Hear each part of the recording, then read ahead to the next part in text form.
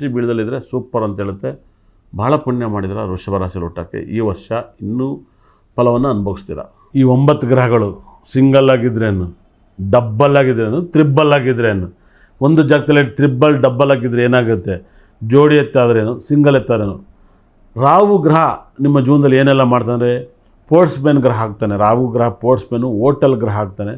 ಅದೇ ರಾಹು ಗ್ರಹ ನಿಮಗೆ ಜಾಗದಲ್ಲಿ ಸ್ಪೋರ್ಟ್ಸ್ ಮ್ಯಾನ್ ಅಂತ ಹೇಳ್ತಾನೆ, ಮತ್ತು ಸ್ಪೋರ್ಟ್ಸ್ ಮ್ಯಾನು ಮತ್ತು ಯೋಗಕರ ಗ್ರಹ ಆಗ್ತಾನೆ. ಅದೇ ರೀತಿಯಲ್ಲಿ ಗುರುಗ್ರಹ ವಿದ್ಯಾಭ್ಯಾಸವನ್ನು ಕೊಡ್ತಾನೆ ಅಂತ ಹೇಳುತ್ತೆ. ಅದೇ ರೀತಿಯಲ್ಲಿ ಶುಕ್ರ ಅದೃಷ್ಟವನ್ನು ಕೊಡ್ತಾನೆ ಅಂತ ಹೇಳುತ್ತೆ. ಶನಿ ಧರ್ಮಕರ್ಮ ನಿಯತ್ತನ್ನು ಕೊಡ್ತಾನೆ. ಶನಿ ಚೆನ್ನಾಗಿದ್ದರೆ, ಶನಿ ಚೆನ್ನಾಗಿಲ್ಲ ನಿಯತ್ತನ್ನು ಕಳೀತಾನೆ. ಅದೇ ಥರ ಸೂರ್ಯ ತುಂಬ ಚೆನ್ನಾಗಿದ್ದರೆ ಗೌರ್ಮೆಂಟ್ ಕೆಲಸ ಕೊಡ್ತಾನೆ, ಇಲ್ಲಾಂದರೆ ಮನೆಯಿಂದ ಆಚೆ ಆಗ್ತಾನೆ ಸೂರ್ಯ ಗ್ರಹ. ಆ ಥರ ಚಂದ್ರ ತುಂಬ ಚೆನ್ನಾಗಿದ್ದರೆ ಸಾಕಷ್ಟು ಚಾಡಿ ಮಾತು ಕೇಳ್ತೀರ, ಇಲ್ಲ ಚಂದ್ರ ಚೆನ್ನಾಗಿದ್ದರೆ ನೀವೇ 4 ಜನಕ್ಕೆ ಬುದ್ಧಿ ಹೇಳ್ತೀರ.